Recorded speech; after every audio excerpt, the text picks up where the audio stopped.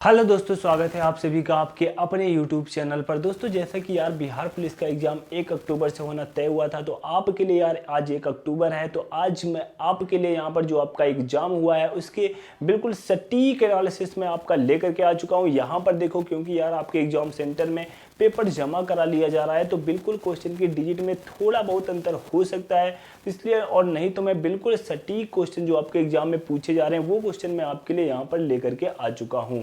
तो यहाँ पर देखो, टाइम लॉस नहीं करते हैं, सीधा अपने क्वेश्चन पर आते हैं। और मैं आपको क्वेश्चन कराने से पहले थोड़ा सा मैं आपको बता दूं, जो एग्जाम आपकी जो पेपर का लेवल है यार बिल्कुल इजी टू मॉडरेट लेवल है, बिल्कुल भी हार्ड लेवल नहीं है। अब जिन बच्चों की बिल्कुल ही यार मैथ कमजोर है तो वो तो कहेंगे मेरे लिए हार्ड है, तो यार अब उनका कहना ही क्या। तो यहाँ पर बिल्कुल भी यार पेपर आपका हार्ड नहीं आ रहा है, इजी टू मॉडरेट लेवल है। और जो क्वेश्चन मैं आपके लिए कराने वाला हूँ बिल्कुल आप लोग खुद यार देख करके आपको समझ में आ जाएगा कि मेरा पेपर किस लेवल का है। तो यहाँ पर देखो, और मैं आपको बता दूं यार, मेरे पास जो कि व्हाइट बोर्ड है, कोई डिजिटल बोर्ड नहीं है, इसलिए मैंने क्वेश्चन को यार टाइप कर लिया, उसकी पीडीएफ बना ली है और मैं क्वेश्चन को यहाँ पर बोर्ड पर लगा दूंगा, जो आपको दिखाई देंगे और मुझे नहीं दिखाई देंगे। इसलिए मैं क्वेश्चन को पीडीएफ के माध्यम से फ़ोन से सॉल्व कराऊंगा। अब मैं यह क्यों बता देता हूँ यार, बार बार अपनी क्लास में कहता हूँ, जिससे कि यार आप लोग ये ना सोचो कि सर आप फ़ोन लेकर के क्यों सॉल्व कराते हो। तो मैं इसीलिए यार जो क्वेश्चन आपको दिखाई देता है वो मुझे नहीं दिखाई देता है, मैं यहाँ पर अपने फ़ोन से उस क्वेश्चन को यहाँ पर बोर्ड पर लगा देता हूँ, बल्कि मुझे दिखाई नहीं देता है, इसलिए मैं यहाँ पर अपने पीडीएफ से क्वेश्चन को सॉल्व कराता हूँ। तो यहाँ पर देखो, टाइम लॉस नहीं करते, सीधा सा यहाँ अपने क्वेश्चन में, जैसे कि परसेंटेज का प्यारा सा क्वेश्चन पूछा गया है। ए का 80%, बी के 50% के बराबर है, A not is equal to B, तो बी ए से कितने प्रतिशत अधिक है, ये आपसे पूछा गया है। तो यहाँ पर देखो, ए का 80%, ए का कितना दिया हुआ है 80%, और बी के 50% के बराबर है, बी के 50% के बराबर है। परसेंटेज से परसेंटेज कैंसिल हुआ, 0 से 0 कैंसिल हुआ, तो a अपॉन बी जो आपका आ जाएगा वो 5/8 आ जाएगा।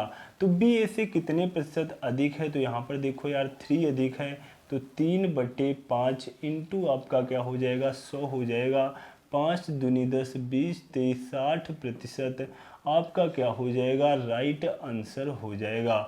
इसके बाद क्वेश्चन नंबर, तो यहाँ पर देखो जो नेक्स्ट क्वेश्चन पूछा गया है यार, एज का प्यारा सा क्वेश्चन पूछा गया है। मैं आपको बता दूं यार, एज के मैंने 2 वीडियो अपलोड कर रखे हैं, जहां पर मैंने कॉपी और पेन से यार आपके लिए पढ़ाया है।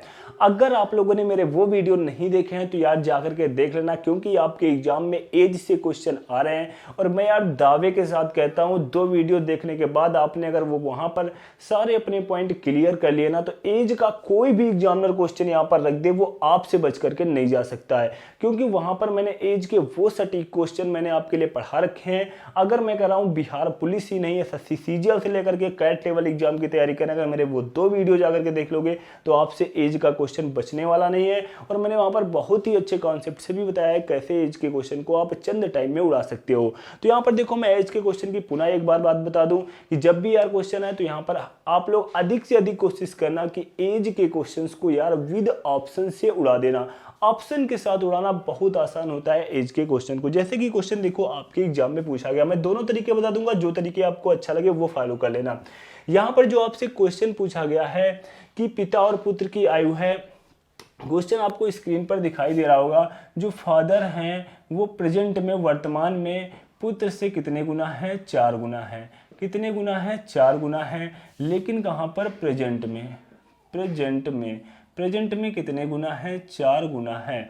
अगर यहाँ पर हम बात करते हैं 5 वर्ष पूर्व की, 5 वर्ष पूर्व की, बिफोर 5 ईयर, तो यहाँ पर देखो, तो 5 वर्ष पूर्व में आपका क्या हो जाएगा, 5 वर्ष पूर्व में जो पिता और पुत्र की आयु का रेशियो दिया हुआ है 5:1 का दिया हुआ है, मतलब 5 गुना है। तो जब भी देखो यहाँ पर इस टाइप का क्वेश्चन है, मैंने कहा पहले ऑप्शन से कोशिश करना। देखो कैसे हम ऐसे क्वेश्चन को ऑप्शन के साथ लगाते हैं। जो आपके यहाँ पर ऑप्शन दिखाई दे रहे हैं 70, 75, 80 और इस टाइप के ऑप्शन दिए हुए हैं, तो यहाँ पर आप सबसे पहले यहाँ पर आप लोग यही कोशिश करना कि मैं इस टाइप का ऑप्शन लूँ जो बिल्कुल यार बेसिक और सिंपल ऑप्शन आपको दिख रहा हो। तो यहाँ पर देखो ऐसा कौन सा ऑप्शन है जो आपको बिल्कुल सिंपल सा दिख रहा है। तो सिंपल सा ऑप्शन मुझे तो यार 80 दिख रहा है, बाकी आपको क्या दिख रहा है मुझे नहीं पता है, क्योंकि 80 जो आपकी एक ऐसी वैल्यू है यहाँ पर अधिक से अधिक वैल्यू से कट जाने वाली वैल्यू है। तो मैंने मान लिया यार पिताजी की आयु जो फादर की आयु होगी, क्योंकि प्रेजेंट में पिताजी की आयु पूछी जा रही है कितनी होगी, तो मैंने ऑप्शन के अनुसार मान लिया कि 80 होगी। जब 80 होगी तो यहाँ पर प्रेजेंट में आयु कितनी दी हुई है, 4 दी हुई है। तो 4 बराबर 80 के, तो 1 बराबर किसके हो जाएगा, 20 के हो जाएगा। 1 बराबर 20 के हो जाएगा तो इसका मतलब सन की आयु कितनी आ जाएगी, 20 आ जाएगी। तो यहाँ पर देखो जो हमारे पिताजी हैं पुत्र से कितने गुना है, 4 गुना है, मतलब 20 चक्कों कितने हैं, 80 हैं।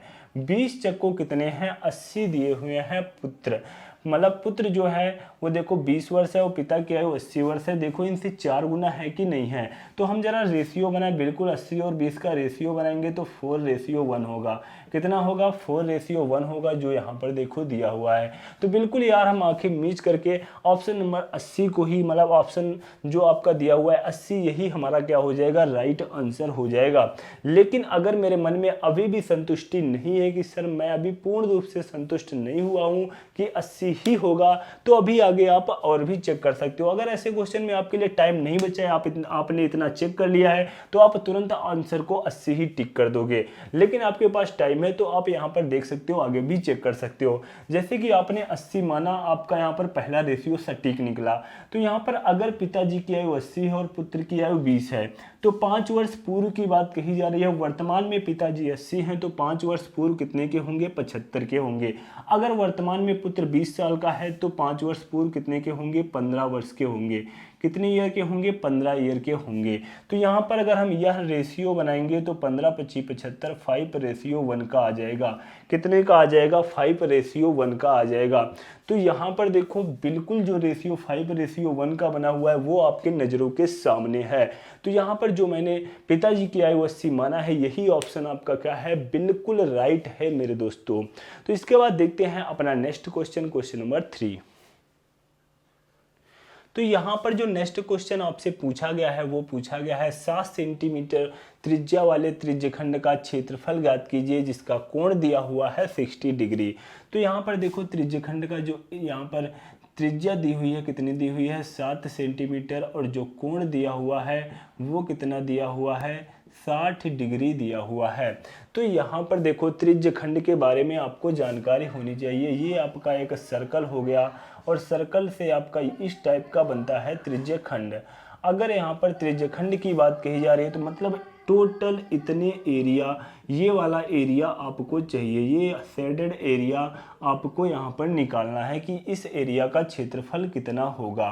तो इसके लिए आपको एक फार्मूला बताया गया है, वो फार्मूला होता है πr² थीटा बटे 360, πr² थीटा बटे 360, ये आपका होता है एरिया। यहाँ पर देखो हम फार्मूले में अपना मान रख देंगे, बस आपका आंसर आ जाएगा। पाई का मान यहाँ पर हम 22/7 ले लेंगे और यहाँ पर देखो आर का मान 7 दिया हुआ है और इसके बाद यहाँ पर आपका क्या दिया हुआ है, πr² थीटा, तो वो आपका 60 डिग्री बटे आपका 360।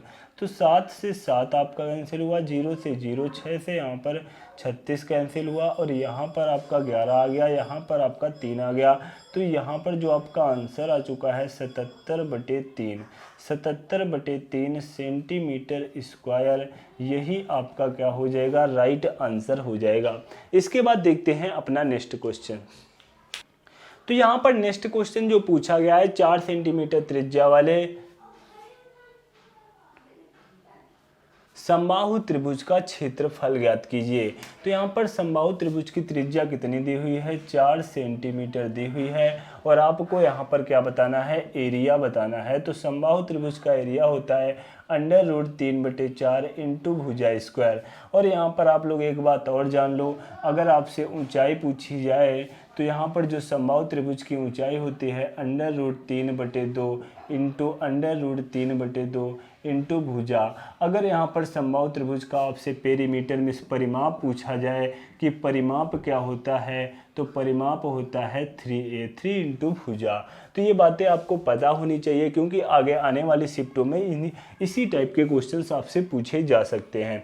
तो यहाँ पर देखो आपसे एरिया पूछा गया है, तो √3 बटे 4 इंटू भुजा आपकी दी हुई है 4 इंटू 4, तो यहाँ पर 4 से 4 कैंसिल, तो 4√3 आपका क्या हो जाएगा, राइट आंसर हो जाएगा।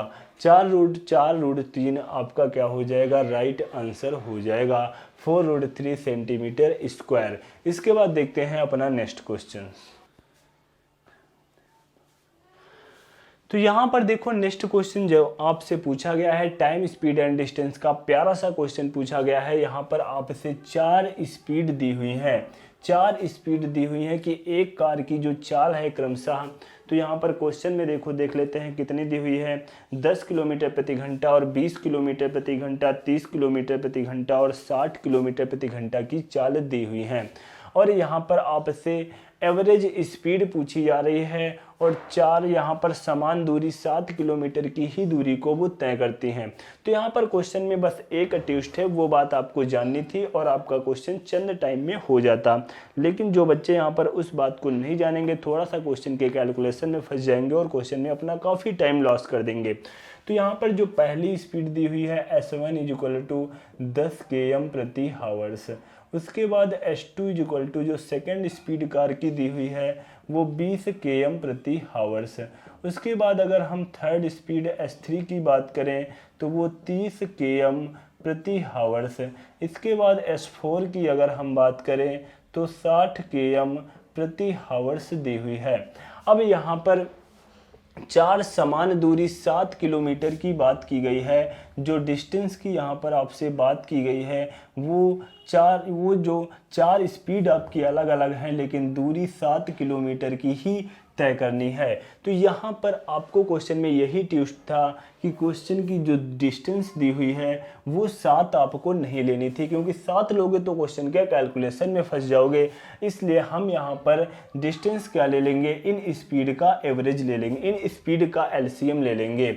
एलसीएम कितना होगा 60, तो हम मान लेंगे कि हमारी जो डिस्टेंस है वो 60 किलोमीटर की दूरी इस स्पीड से फिर इस स्पीड से फिर इस स्पीड से फिर इस स्पीड से तय की जा रही है।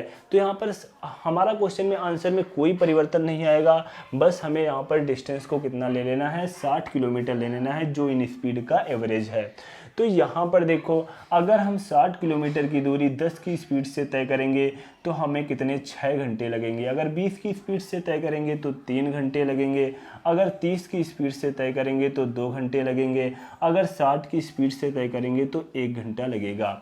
तो यहाँ पर देखो अब आपको क्वेश्चन में करना क्या है, एवरेज स्पीड बतानी है। मैं आपको बताना चाहूँगा दोस्तों एवरेज स्पीड, मेरे प्यारे भाई एंड बहना, मेरे प्यारे भाई और बहन सुन लो यार, एवरेज स्पीड के लिए आपको बस इस तरीके से हमेशा रट लेना है। जब भी एवरेज स्पीड का क्वेश्चन आए बस आपको इसी तरीके से फार्मूला याद करना है। कैसे, औसत चाल बराबर कुल दूरी बटे कुल समय। मैं यहाँ पर देखो लिख भी देता हूँ, औसत चाल मीन्स एवरेज स्पीड।